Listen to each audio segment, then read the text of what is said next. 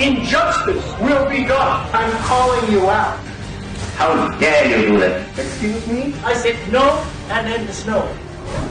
The Kuala Lumpur War Crimes Tribunal is a court of conscience. That is the last resort for those who have no other avenue to seek justice. Since all the major courts of justice have refused to even consider bringing charges against world leaders who commit acts of aggression and genocide against less powerful nations and their people, it has been left to the KL War Crimes Tribunal to provide the element of justice. This court has no powers to enforce its judgments, yet it has not deterred the distinguished panel of judges from delivering verdicts against the high and the mighty. 2 earlier trials found the then leaders of the United States and Great Britain guilty of crimes against humanity for their role in the invasion of Iraq and the devastation of Afghanistan. Other members of the Bush administration, including Vice President Dick Cheney, Defense Secretary Donald Rumsfeld, and others were similarly declared war criminals for their parts in both Iraq and Afghanistan. However, with no powers to enforce its ruling, there seemed scant respect for the court and its findings. Yet as word spread, there began greater interest in the KL War Crimes Tribunal. Thus, the third sitting of the tribunal was eagerly awaited, for this time charges were filed against the State of Israel and also a leading commander of its armed forces. Never has such a case been considered in any part of the world or court of law. Thus, there was much local and international tension on the proceedings. Yet, events did not go as hoped, and the much-awaited hearing had to be postponed sine die.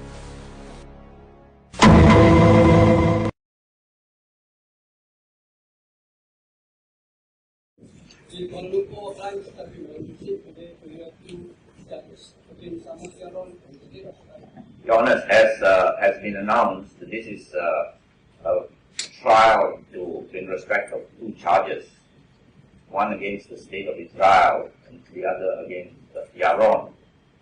Before proceeding with this, we have an application to make with regard to requesting that one of the judges be asked to recuse himself if he does not wish to do so voluntarily. We have, as your Honours know, broached this topic in private because of the delicate nature of the allegations that we are making against one of the judges, and we say with all respect, intending no disrespect at all, but for purposes of preserving the integrity of this tribunal and its findings, which will be far-reaching, because this is the first time that I know that the State of Israel has been charged for one of the most ultimate crimes that can be committed by mankind, the act of genocide against an entire group of populace, which is continuing. So it is with regret that I have to ask that Judge Mr. Eric David recuse himself on the ground that justice must not only be done, but be seen by the public to be done. This is a people's tribunal. This is a public tribunal, a tribunal of conscience. And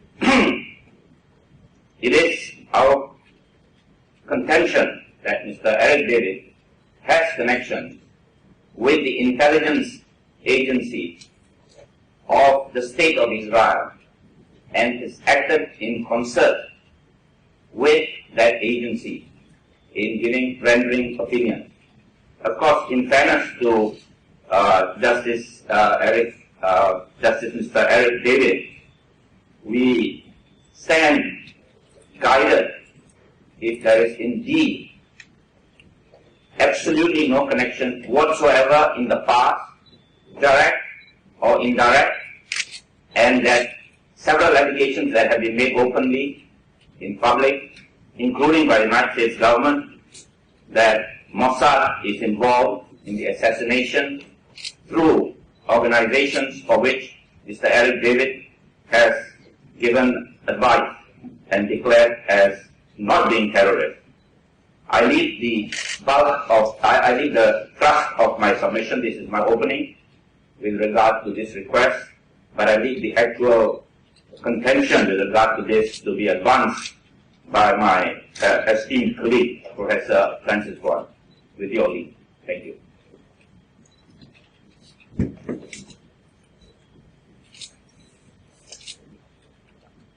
Distinguished judges, may it please the court.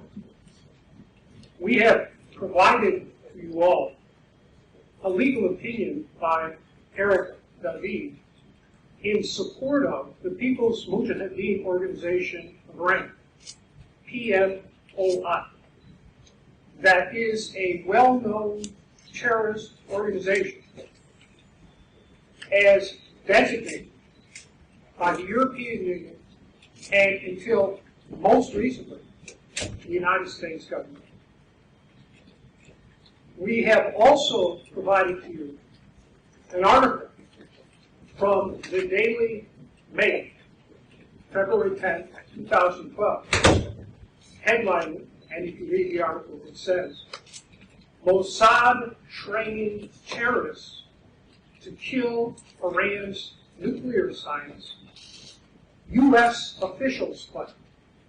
Notice, it's the officials of the United States government who are claiming that the organization that Judge David has supported is working with Mossad, the Israeli intelligence organization, working with Mossad. And Judge David is working with Mossad, the Israeli intelligence and terrorist organization that terrorize Palestinians and their supporters all over the world, including murder, assassination, terrorist operations in Iran and elsewhere. This history is well documented. You could read the Ostrovsky book on the horrors of Mossad.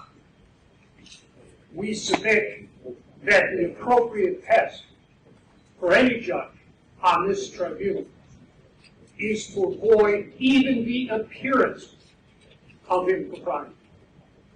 And certainly, Judge David's appearance on this tribunal to judge Israel is inappropriate when it is clear he's working hand in glove with Iranian terrorists who are in cahoots with Mossad and assassinating Iranian scientists, which, by the way, he supports in this opinion. He should be excluded from this tribunal on those grounds alone, supporting this Iranian terrorist organization, assassinating completely innocent Iranian scientists on behalf of Mossad, Israel's terror arm.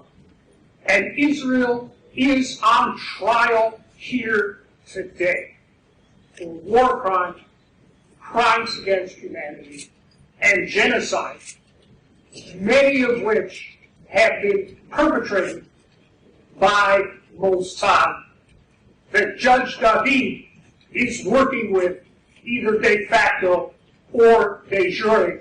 He must recuse himself. So, Your Honors, under these circumstances, we believe there is no alternative but for Judge David to recuse himself, because there is definitely more than an appearance of impropriety for him being on this panel. And it is not a question of him believing that he can be objective. The prosecution does not believe he can. The question is, the public, do they believe Judge David can be objective when he is in cahoots with the Iranian terrorist organization and Mossad? And the answer is clearly no. Justice must not only be done, but be seen to be done. And clearly, with Judge David on this panel, injustice will be done to the Palestinians and the state of Palestine. Thank you, Your Honor. Thank you, Your Excellencies. On this, the amicus or defense, the amicus team would like to just say make a few points before we believe Judge David would answer these allegations. The few points that we would like to make are as follows. Point number one, the two documents that were referred to by the prosecution's team are an alleged opinion written by Judge David. This is for Judge David to confirm or deny. Number two, the article that was cited is Professor Boyle also referred to large sums of money being paid, and it's well documented by the New York Times and Wall Street journals. These documents have not been put forward. So where are they? That's the main question. A citation was given, and the second document that was tendered was from the Mail Online. And the heading reads, Mossad training terrorists to kill Iran's nuclear scientists. U.S. officials claim, ... but is Israel's real target Obama? ? Now, at the bottom of the page of the cited source, it says http www.dailymail.co.uk. I have called up specifically that particular website. So this is the current Daily Mail today. I shall read the three top headlines of that Daily Mail. The first headline on today's dailymail.co.uk. Burglars in prison pay £20 a week to quiz you about your valuables. Convicts asking unsuspecting families if they want to save money on house insurance. That's the first headline. The second headline, horror as 23-year-old British tourist's leg is severed after cab swerves to avoid cyclists under the Rockefeller Center in New York. And I shall not bore the panel any further. The third headline from today's Daily Mail, a vicious catfight, a married GP's 6-year affair with a patient, and a very colorful story which could end his career. This is the source that is cited by the prosecution. This is the Daily Mail's website today. Allow me to quote from Professor Boyle himself when he was speaking during the first sitting of this tribunal in 2011. When the defense amicus team in that case cited Fox News as a source, these are his words, verbatim. They cited sources like Fox News, Fox News, a sewer and a gutter and a toilet if anyone knew it, owned by the fascist Zionist warmonger Rupert Murdoch. How could anyone cite to this court Fox News? I think I can do no better than that submission. So, I shall leave one last point to co-counsel Ms. Cat on the standard. May it please this Honourable Court. The test that is before your Honours is the question of whether there is a reasonable or substantial suspicion of bias. It is not whether there is any semblance of bias, and it can't be based on an indirect series of leaps of faith between certain things which are said to have occurred, leading to the bias of the judge. I have done a very quick search for some authority for this position, and unfortunately because I come from Australia, it will be an Australian authority, and I apologise for that.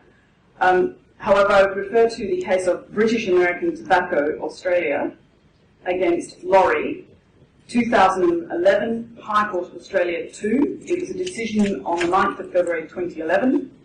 At paragraph 35 to 37, one of the judges of the High Court goes on to discuss what those tests are. And if I may just briefly read this to the court, because I think it will assist the court in making its decision.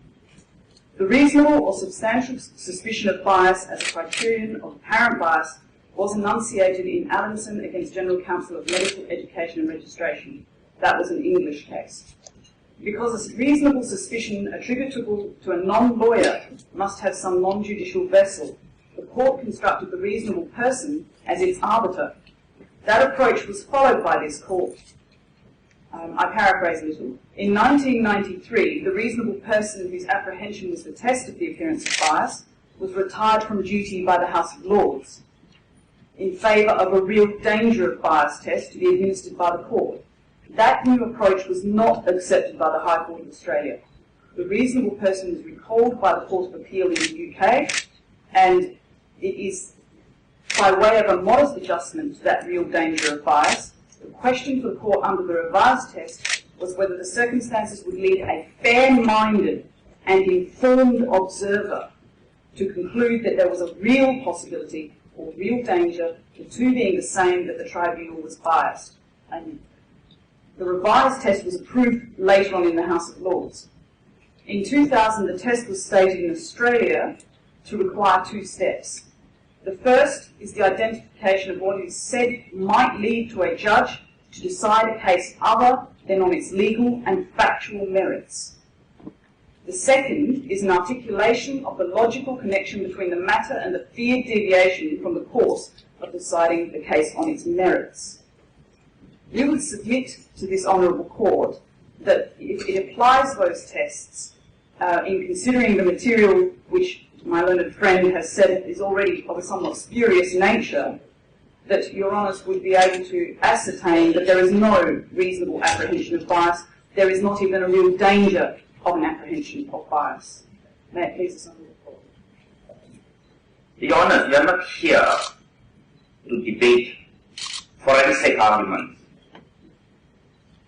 and clever sophistry. What we are here is, this is a court of conscience. Judges have to decide, and people, not only here, but those who listen to and receive this verdict, must have the highest respect for the outcome that emerges from this panel of judges. There must be not even a single blot on the integrity of this panel. And this is what we are trying to preserve. And this is why we reject these forensic arguments about proving Australian arguments and so on. It is very simple. If we look at the ICJ, Charter, Article 2, the court shall be composed of a body of independent judges, elected regardless of their nationality, from among persons of high moral character. Very simple. We do not doubt that Judge Eric David, that's why we say it with greatest respect, that's why we try to move this to chambers, do it behind closed doors. But Judge Eric David, you have rendered an opinion to suggest that an organization that is working with Mossad is not terrorist, and that it does not exercise undue influence with regard to terrorist activity. You cannot deny that, can you? That is why we said we are not interested in the defense point about whether you signed or did not sign and so on, which is the argument that we raise. You know for a fact whether you did or did not act. Now, what signal does that send to the world at large? That someone who's working for an intelligence agency of Israel, which we are also including in our evidence as complicit in waging genocide, massacres. They were involved in the Sabra and Shatila massacres, and we are going to have the first witness talk about that. Directly involved. Now, you gave an opinion with regard to an organization that is working for that. Now, what impression does that give to the world at large? That he can be unbiased? So, let's get to the nut of the matter. We want to preserve the integrity of this panel. I want to be part and parcel of proceedings which will be respected. I do not want to go out and say, you have, what kind of a panel is that? We have gone to the most extensive, scrupulous lengths to make sure our charter, our submissions, our authorities adhere to the highest standards of proof. And we want the panel to be with us on this. Now, it is not like if Judge Eric David recuses himself that the panel is crippled. It is not. We have 6 other eminent judges. The same thing happened when the defense raised objection with regard to Judge Nilofer. They raised the objection. We did not stand up and object because we want to preserve the integrity, and she then herself recused. So we cannot, we stated categorically, we cannot accept the panel with Judge Eric David here. We are very sorry. But with the kind of evidence that we have here, and it is for you to refute, you cannot apply an impartial mind. You are an agent. I'm sorry to say. An agent of somebody who is complicit in this genocide. So this is a very serious offense. The world is watching. This is the first time that the state of Israel has been charged for genocide. There will be attempts to suggest, no doubt, by Zionist agents, that okay, they killed thousands of people, 3,500 for example, in just one incident in 3 days.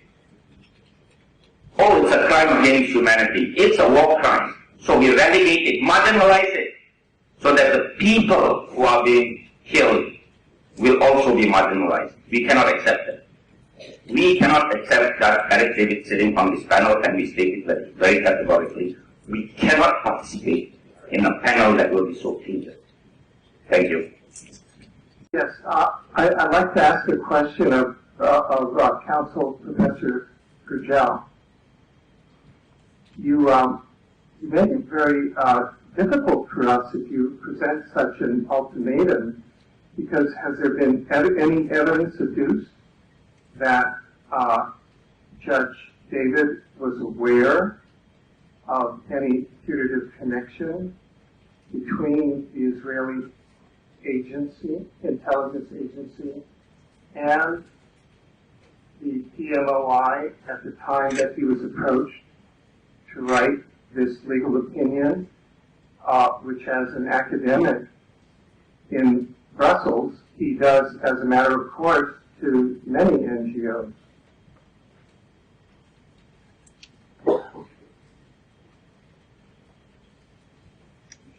Judge Weber, I'm a professor of international law. Professor David is a professor of international law. It is well known among international law professors that this Iranian terrorist organization and in cahoots with the sorry, maybe someone could check out, with the Mossad. Excuse me, counsel, I'm responding to Judge. I have an objection. Question. Hello. Judge Weber, let me answer your question. It is well known. It's a matter of public record that is reported in Professor, there is a strong objection here. Can we listen to her for a minute or a few seconds, and then we go on. All right. Your Honour, I have an objection for Professor Doyle actually.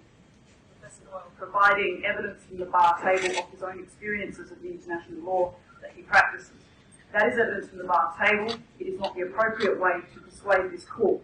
You persuade this court with reference to legal cases, to legal principles. You do not sit here and say, because I have this experience, you should be persuaded. And I object to my friend, my learned friend, continuing in that vein. May it please the court. Thank you.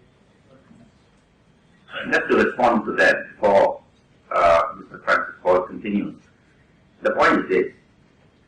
If you want evidence, we have to put Judge Eric David on trial. We will produce the evidence. You have to give us time.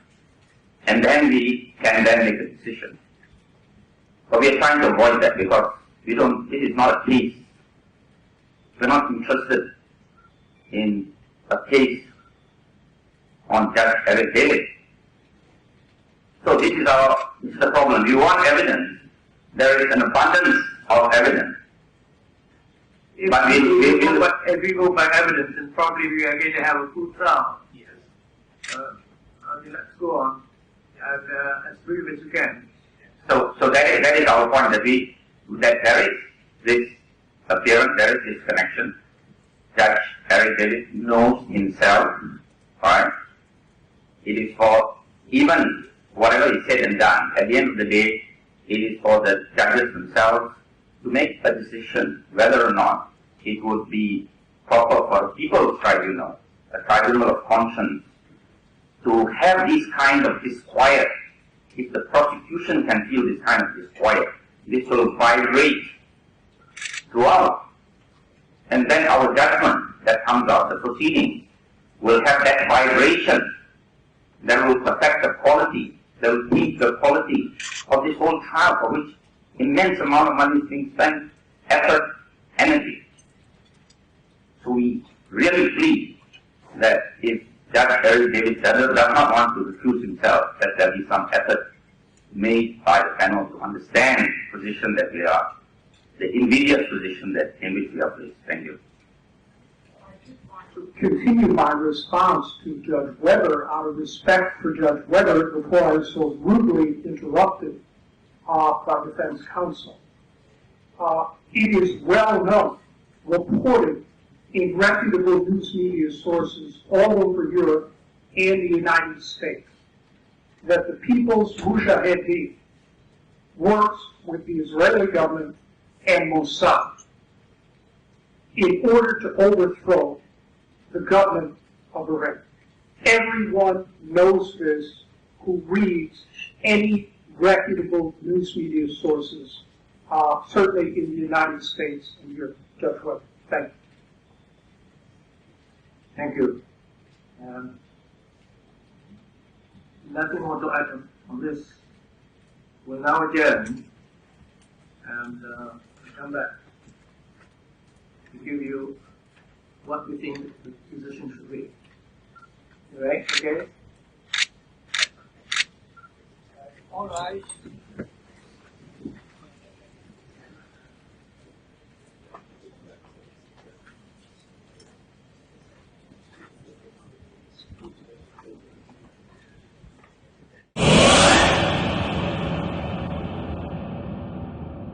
After careful consideration of the application of and supporting material and the letter argument from both sides, the tribunal is unanimously of the opinion that a fair-minded and informed observer will not doubt Judge David's ability and commitment to hear the case of players. The application is dismissed. Your Honor, if I may, in response to that, and my colleague, Professor Julio, is not Can here. I say this? Yes. Once I've said this, the application is dismissed. I don't expect any more submissions on the point. There are no more submissions on this, Your Honor. Under these circumstances, we have no alternative but to call for a mistrial.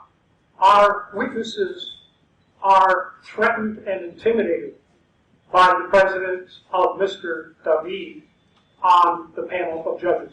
We have witnesses from Palestine here who have come at risk to their lives to give this testimony. And in good faith and conscience, we cannot call any of them to appear before a covert agent for the Mossad. So we call for a mistrial, Your Honor, respectfully, and we ask the panel to consider our request for a mistrial. Thank you. Your request for what? We want the proceedings terminated. It's a mistrial. We cannot call our witnesses. We cannot put on our case. Our witnesses are threatened and intimidated by Mossad, by Mr. David's presence here. I have no idea. They are in danger of their lives by coming here in any event, and they certainly are not going to appear and give testimony before a covert agent of Mossad. And as an attorney who has worked with the Palestinians since 1982, there is no way I, in good faith, could call upon any Palestinian to appear here to give testimony in front of a covert agent for Mossad and risk their lives going back to Palestine. Thank you, Your Honor. Can you please sit down?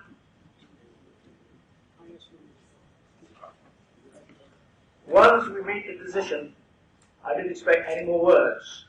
And you go on the way as you think you can. And if you can't, well, we'll see what. We make the decision and that's it. Okay? Thank you.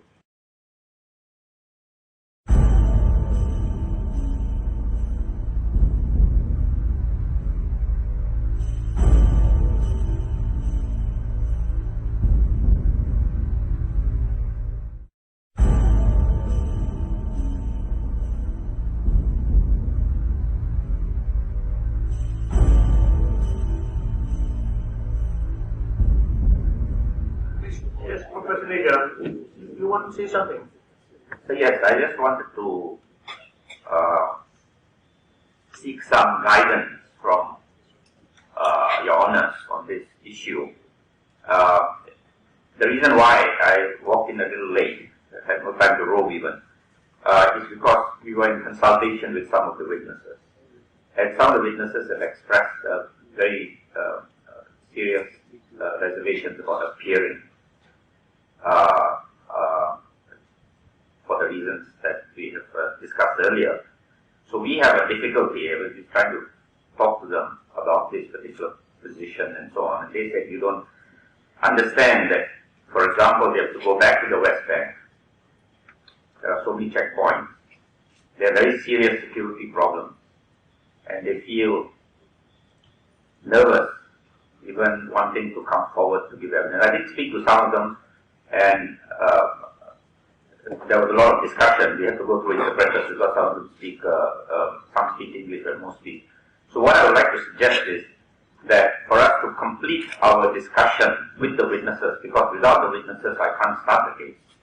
I've got my opening ready and I've got my statutory declaration, but without the witnesses I'm placed in a rather difficult position. So what I would like to urge the panel to accommodate the concerns of the witnesses and at least give us time to confer with them as completely as possible so that we can then advise on an informed basis the position of the witnesses themselves.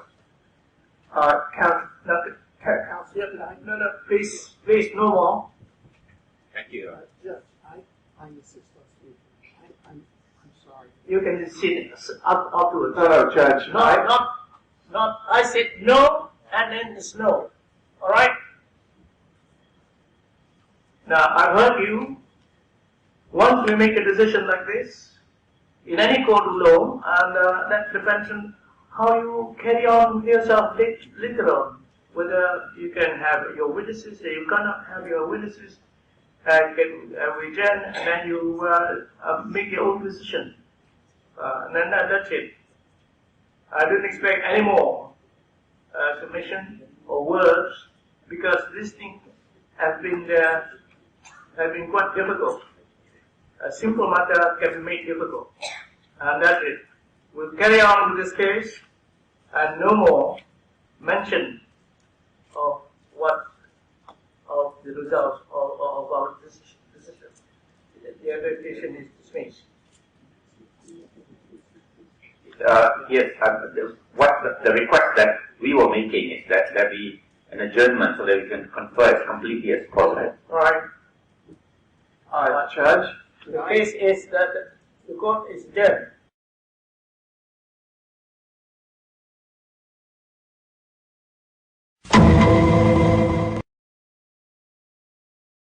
All rise.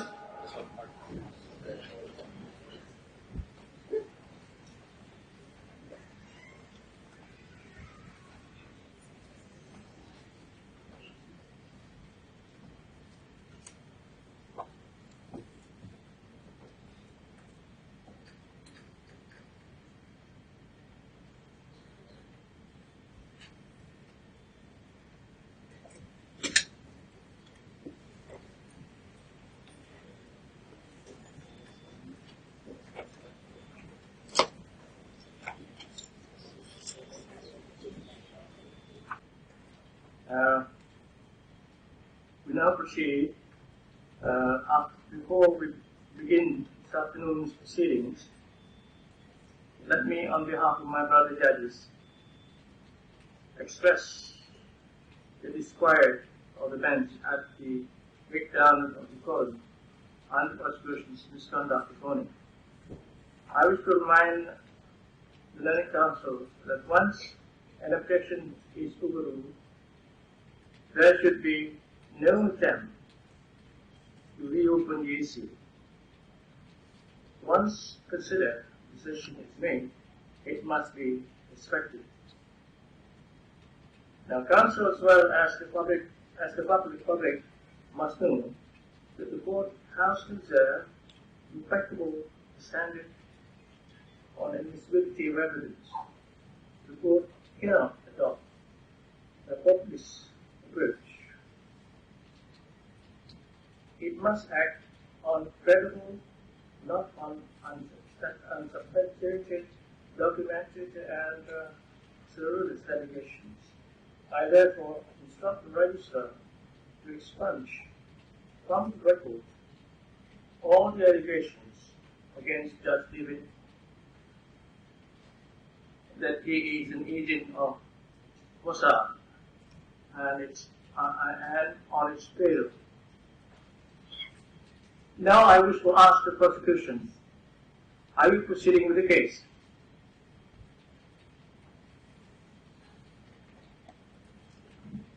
Thank you, Mr. President. Before the method, first I want to say that we share your sentiment, or rather the ruling, that once the court makes a ruling, then of course there must be adherence to that ruling. So on that there is no issue at all as far as we are concerned, because that is the decision of this eminent panel, and we abide by it. But I did say before the break that we note the disquiet of the bench, but I did note that there was also disquiet amongst the witnesses, and I undertook to confer with them carefully and anxiously so that I could see what their disquiet was about and how that disquiet, if any, could be allayed. I regret to inform that the disquiet has grown into serious concern about this tribunal. And they are seated here today to ensure that I convey accurately their concerns. And no doubt they will correct me where I go wrong. Hence, they are seated in front. There are 3 points that they want to make. The first is that they came here for justice. They have waited a long time for justice, international justice.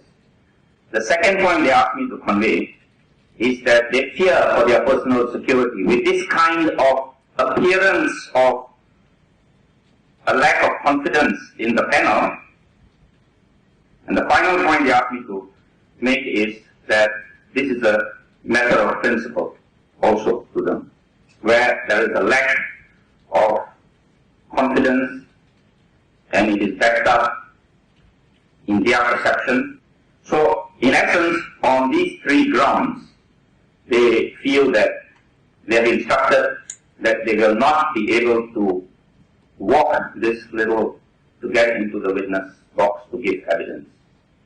And therefore, I will have no evidence to tender on their part. On behalf of the prosecution, it is a matter of great regret for us that we are not able, at least at this hearing, to be able to proceed to give all that evidence that we have so assiduously tried to collect so that we could make it, present it to a panel where the witnesses feel, with a panel that the witnesses feel very comfortable with.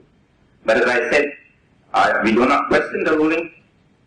I've been a lawyer for 30 over years, and we know once a ruling is made, and I've appeared before your Lordship in a different context in normal courts, and once a ruling is made, of course, we have the utmost respect for that ruling. But our hands are tied. There will be no witnesses that we can offer, and therefore we would be applying for this case to be adjourned sine die until, I don't know, until something happens. I have some serious questions as to the good faith of the prosecution at this stage. And, for example, I have not heard any reference to the fact that Judge David has been a key member of the legal team of the Russell Tribunal on Palestine. And that, in fact, over 80% of the opinions and verdicts of the 5 sessions of the Russell Tribunal on Palestine from 2010 to 2013 were the direct result of Judge David's keen scholarship and his legal position, his ethical position, number one. I have not heard a single scintilla of evidence linking Judge David to the intelligence agencies of Israel whatsoever at all. What I have heard is what's called in the gutter is agent baiting.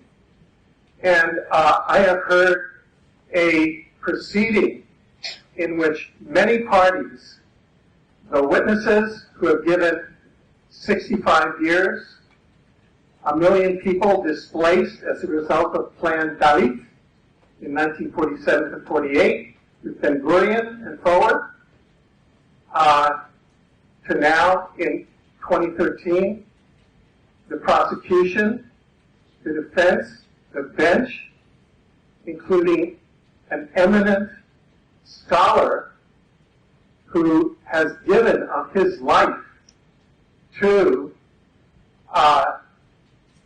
the prosecution of justice in the Palestinian cause, namely Professor Eric Davis, who has been unjustly accused here without evidence in my judgment, professionally irresponsible way.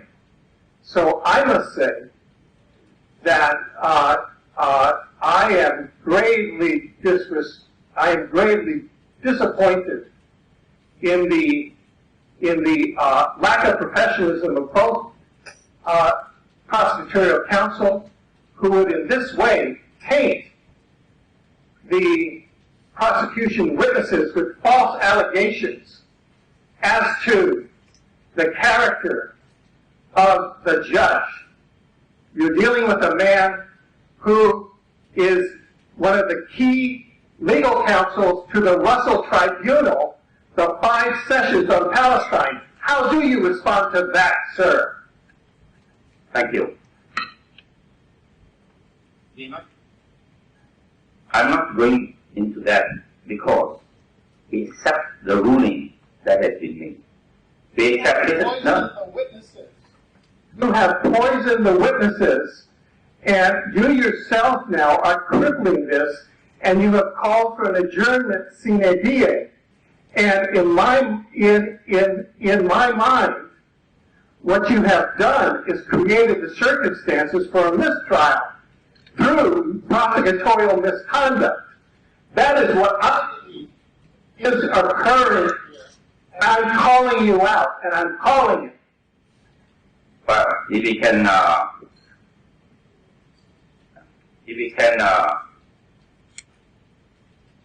calm down a little. Sir, I am calm. This is justice talking. Yes.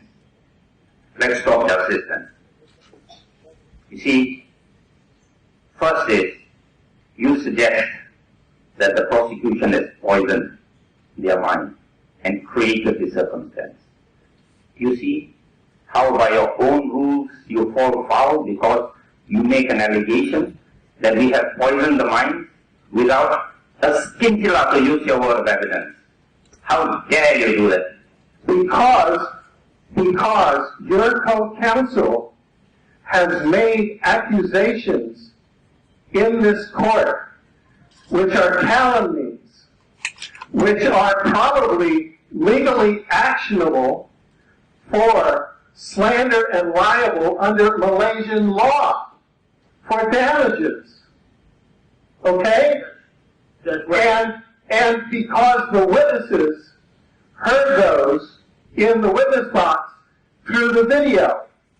So I want to get, if we're going to adjourn this after having prepared all of these months and adjourn sine die because of the prosecutorial misconduct of your co-counsel, I want that on the record. Well, Yes, yes.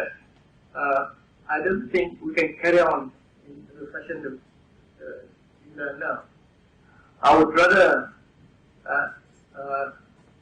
adjourn for a while, and I would invite counsels to chambers.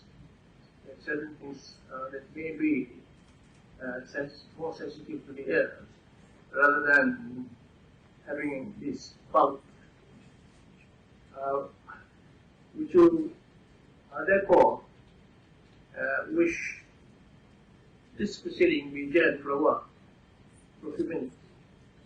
That will be the appropriate action. Thank you.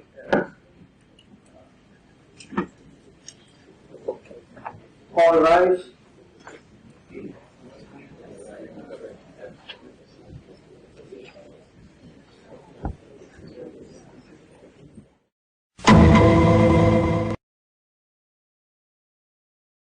Sorry to intervene, I don't intend to interrupt, but I've been advised by the witnesses that they wish to make a statement before the start of the proceeding. So you could indulge them. They wish to make a statement before the start of the proceeding.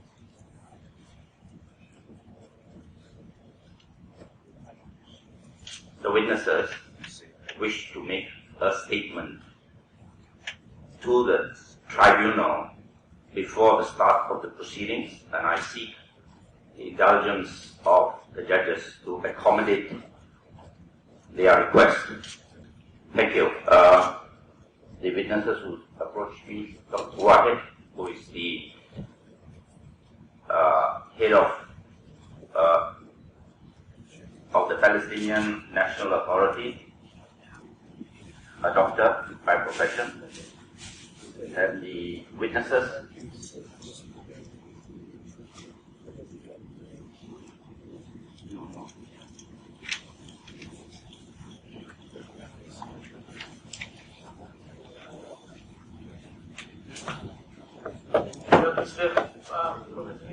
Yes. We have decided that there is no necessity with this statement, and we'll just go on with the cases.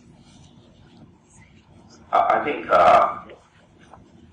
they have something very important to say. I think we should have a bearing on the proceedings, and I really request that you accommodate their interest. They have something very important to say which has a bearing on the proceedings itself. I leave it entirely to your wisdom to decide. All right, hello. Sorry. You can go on, Shawwal, with this. Yeah, it's a short statement, I believe, because it is in Arabic, so I don't know what it says. So maybe some, is it in Arabic, Dr. White? Yes, so maybe some translation can be provided as well. Translation is being Right. Okay, thank you. I thank the President for the indulgence. You kindly give your name and who. My name is Dr. Walid Al-Khatib. I'm a Palestinian. I live in occupied Palestinian territory. I could read my statement in English, but for some reason I will read it in my home language, which is Arabic, and it would be clear to me, so could be translate everything we will say. سيادة الرئيس، حضرات القضاة الأعزاء. Mr. President, Prosecution and Defense, all present. بداية أود أن أعطي لمحة بسيطة تاريخية، وهي أن اليهود عاشوا تاريخيا بسلام وأمن، وكانت لديهم جميع الحقوق جنبا إلى جنب مع بقية الديانات الأخرى في ظل الحضارة والدولة العربية والإسلامية. I would like to start by giving a small introduction. I would like to state that the Jews have lived peacefully and in security with full rights with other religions in Arabic and Islamic civilizations for hundreds of years. وما زال هناك مجموعة من اليهود الذين يعيشوا حاليا في فلسطين ويحملون الهوية الفلسطينية ويعيشوا بالقوانين الفلسطينية الموجودة حاليا في جنبا إلى جنب مع بقية أبناء الشعب الفلسطيني. And until today, there are still Jews who are living among us in Palestine, carrying Palestinian IDs, struggling the same struggle that we are facing. الصهيونية وباعتراف منظمات عالمية هي منظمة عنصرية قامت من ضمن خططها على احتلال أراضي شعب آخر بدعم من بريطانيا العظمى التي كانت تحتل فلسطين في ذلك الوقت. Zionism, which was created by a group of Jews with archaic and reactionary ideologies, wished for the creation of a Jewish state of Israel on the expense of another nation with the help of the British Empire, signaling the start of the Palestinian struggle. ومنذ ذلك الوقت والشعب الفلسطيني يعاني من القتل والطرد والاحتلال مرورا بحرب 1948 وحرب 1967 والانتفاضة الأولى والانتفاضة الثانية وما بينهم. And ever since then, since 1948 and all the wars that followed, we've been prosecuted, murdered, and been treated with the genocide. سيادة الرئيس حضرات القضاة، نحن هنا مجموعة من الفلسطينيين جئنا هنا كشاهدين على الظلم التاريخي الذي وقع في الشعب الفلسطيني. We are here Palestinians witnessing the injustice, and we are also victims of this historic injustice. ومثلنا الكثير من أبناء هذا الشعب. And there are so many of us back in our country. جئنا هنا وليس لدينا قرار جاهز نقترحه عليكم. We came here without a decision or a condemnation. جئنا أيضا لم نجئ أيضا بطلب جاهز نطلبه منكم بإدانة أي شخص أو أي دولة. We are here not asking for anyone or any state to be condemned. جئنا هنا فقط إلى هذه المحكمة من أجل الحصول على العدالة والحق والإنصاف والسلام، لأننا شعب دائما يتطلع إلى السلام العادل والعدل لشعبنا المناضل ولشعبنا المضطهد. We are only here asking for justice and peace because we are a country that looks forward to living in peace with all other nations. لقد لاحظنا بالأمس الطريقة الغير لائقة والمهينة التي تم التعامل بها مع الادعاء العام الذي يدافع عن حقنا، الذين هم محامون مرموقون ويشهد لهم. We saw yesterday the inappropriate and condescending tone the panel addressed the prosecution, who is a group of well-known and respected lawyers. لذا فإننا نتخوف من أن التعامل معنا قد يكون أسوأ من ذلك. So we fear that we might suffer the same treatment or even worse.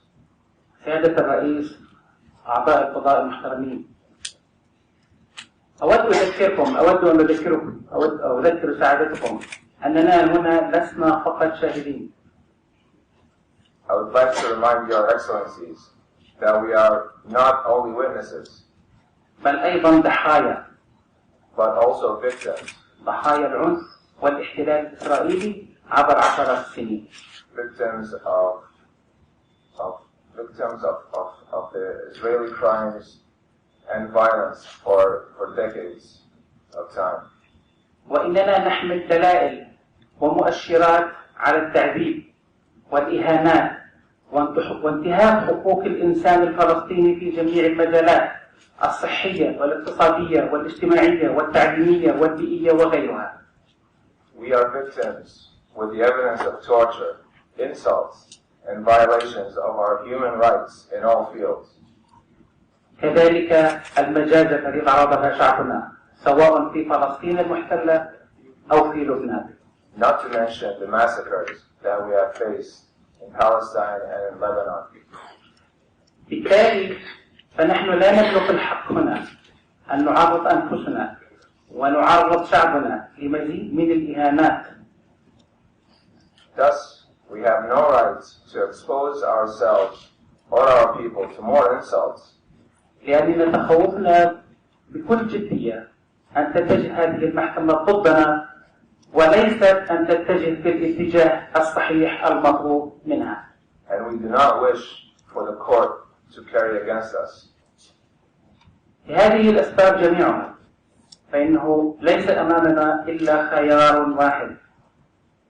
For all these reasons, we have no choice إلا أن نعبر عن عدم رضانا but to express our dissatisfaction بالاستمرار مع اللجنة بترتيبتها الحالية في ظل هذه الأجواء السلبية.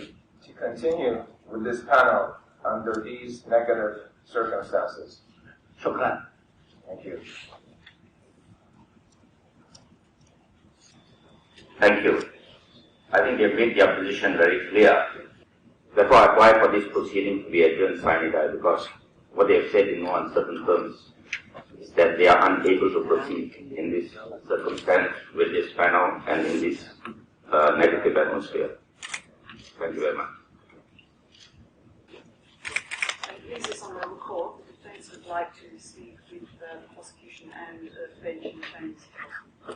Mr. Chair, just to indicate that I have absolutely no intention of any discussion with the defense, especially in chambers, in view of, I don't want to say what happened just now, where I had to walk out. So I have absolutely no intention, I was shut down, of appearing in chambers. If anything is to be done, it has to be done in open court, in the presence of my Palestinian victims. Thank you. And I also want to refer myself, I will abide the instructions of my client and certainly not go to chambers. Now, there was this presentation briefly, then there was the application for proceedings to be disposed that and I don't see any other except that to grant or not to grant the postponed sentence. The court is adjourned. All right.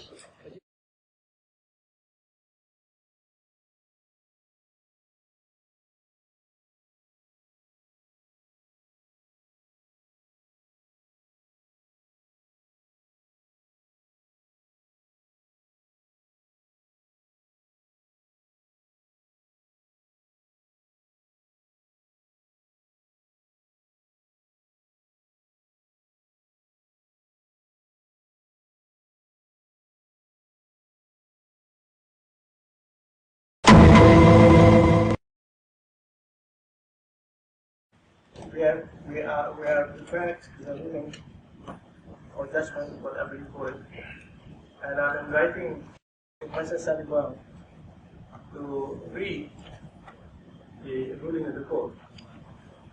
Thank you. These proceedings have been scheduled for 4 days, from the 21st to 24th of August 2013, to hear 2 charges filed by the Chief Prosecutor of the Kuala Lumpur War Crimes Commission with the Registrar of the Kuala Lumpur War Crimes Tribunal charges. On the first day of the hearing, the prosecution, without prior notice, made a surprise application in chambers to have Judge Eric David recused from being a member of the panel of 7 judges hearing this case. In support of his application, the prosecution tendered 2 documents. The first being a photocopy of a legal opinion given much earlier in time by Judge David in his private capacity to the People's Mujahideen of Iran, POMI, undated, and the second being a photocopy of a news report from the Daily Mail of UK dated 10th February 2012 supporting documents.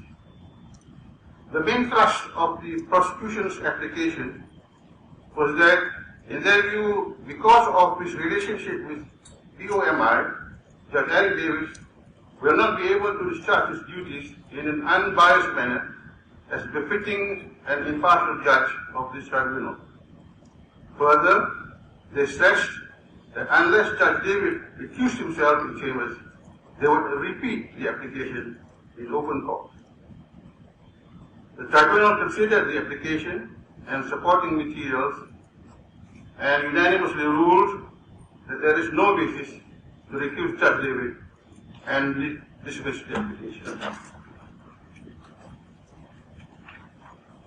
The court then convened and the prosecution made a formal application in open court for Judge David to be recused. The court formally dismissed the application and directed the proceedings to commence. Instead of respectfully abiding by the ruling of the tribunal and proceeding with the trial as scheduled, Mr. Francis Boyle, co-counsel for the prosecution, then addressed the tribunal and made a series of further unfounded and malicious allegations against Judge David. He offered no credible and cogent supporting evidence for what the tribunal considered to be scandalous allegations. The tribunal considered Mr. Boyle's conduct to be improper and an abuse of the process of the court. These allegations by co-prosecutor Francis Boyle were very serious accusations made to the tribunal without due regard for the proper decorum and respect owed by a member of the bar of this legal proceedings and constituted contempt towards the bench. The President patiently reminded Mr. Boyle to cease making these unfounded allegations as the application had already been heard and the tribunal order had already been made. Notwithstanding this, Mr. Boyle continued to address the tribunal, repeating these allegations. The President then ordered that these unsubstantiated allegations by the co-counsel for the prosecution be expunged from the record of the tribunal proceedings. The President then once again directed the proceedings to begin. The Chief Prosecutor, Professor Gujral Singh Nija, then informed the tribunal that the prosecution is not prepared to proceed because its ministers were not willing to give their testimony in the presence of Judge Eric David. The tribunal noted that this information cannot form part of the prosecution application much earlier than it should have. When both the Chief Prosecutor and the amici curiae later appeared in chambers at the request of the President, the Chief Prosecutor was again asked if he is prepared to proceed with the case on the basis of documented evidence, that is, without the presence of his witnesses. Professor Gujal Singh Nija replied that the prosecution would not proceed. Professor Gujal Singh Nija did request for further time to speak with his witnesses. This was granted. The amici curiae asked for leave to make a statement to the tribunal in chambers the following morning. Permission to do so was granted. On the morning of the second day, the amici curiae made a statement in chambers to the bench. Having heard both the prosecution team and the amici curiae, the President ordered the proceedings shall proceed. Professor Gujal Singh Nija then sought leave from the tribunal for a victim representative of the victims group to address the tribunal, and leave was duly granted. An adult male member of the victim group then addressed the tribunal and repeated the concerns expressed earlier by counsel Professor Gujal Singh Nija, that the victims were concerned for their safety from appearing before the tribunal in its form, and further that they were distressed at some of the remarks of the tribunal panel made the previous day to their counsel. The tribunal noted that no evidence was tendered detailing the safety concerns of the victims. Professor Gujal Singh then made a formal application for these proceedings to be adjourned sine die. We shall call this the new application. Before giving its decision on the new application to suspend these proceedings, the tribunal feels it is important to state the following for the record. Number one, the judges observe with deep concern and regret that there has been a serious breach of decorum and improper conduct on the part of co-counsel for the prosecution, President Boyle. In the matters already mentioned above, at this moment there has been no attempt by the said co-counsel to tender his unreserved apologies to the bench, and in particular to Judge Eric David. Number two, whilst we take note of the Chief Prosecutor's statement to the bench, both in open proceedings as well as in chambers, that his witnesses are very concerned for their safety should they give their testimony in the presence of Judge Eric David, we find their conduct in insisting to be present in court, even when though all witnesses were ordered from the court to leave, they were in defiance of the wishes of the judges. The judges are unanimous in their opinion that the witnesses' continuous refusal to give their testimony in these proceedings until and unless Judge Eric David recuses himself, despite the ruling made by the bench, is in contempt of the tribunal order and amounts to an improper ultimatum being given to the bench. The witnesses would have us believe that if they were to give their testimony in open proceedings in front of the 6 judges with Judge Eric David not on the bench, they will be safe from harm upon their return to their homeland. In the absence of any evidence to support these alleged concerns, the tribunal is of the view that Judge Eric David's presence on the bench will have no impact on their safety. Number 4.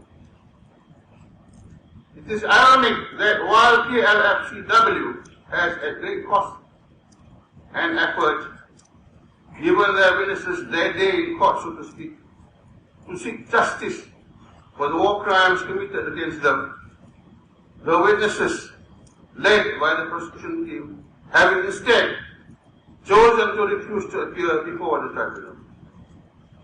The witnesses have effectively squandered an invaluable opportunity. The tribunal is also disappointed that whilst it made numerous overtures to the prosecution counsel to find ways to give the witnesses confidence in the tribunal process, each and every offer was dismissed out of hand. The tribunal could only conclude that the prosecution team was committed to bringing these proceedings to an end. Finally, number 5, the judges would also put on record their sorrow and regret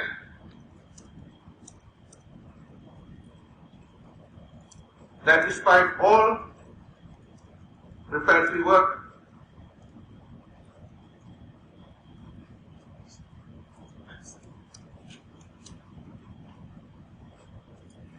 being carried out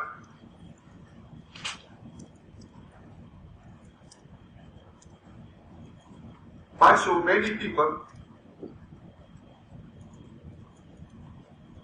under the leadership of the Honorable President of the Kuala Lumpur Foundation Tribunal Court,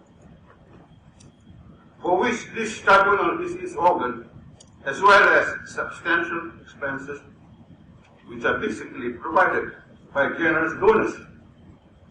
From amongst the general public, everything has now come to naught. The tribunal believes the prosecution team, despite asserting that it will abide by the decision of the tribunal, has itself single-handedly brought these proceedings to a deadlock until and unless the demands are met. Final paragraph 6. Judge Eric David had volunteered in chambers to recuse himself, but the tribunal reaffirms its earlier ruling that Judge Eric David will not recuse himself from these proceedings. Consequently, it is with great reluctance and regret that we now order these proceedings stand adjourned, signed I, dated this 22nd day of August 2013. The tribunal now stands adjourned until such time and date to be declared by the tribunal. All rise.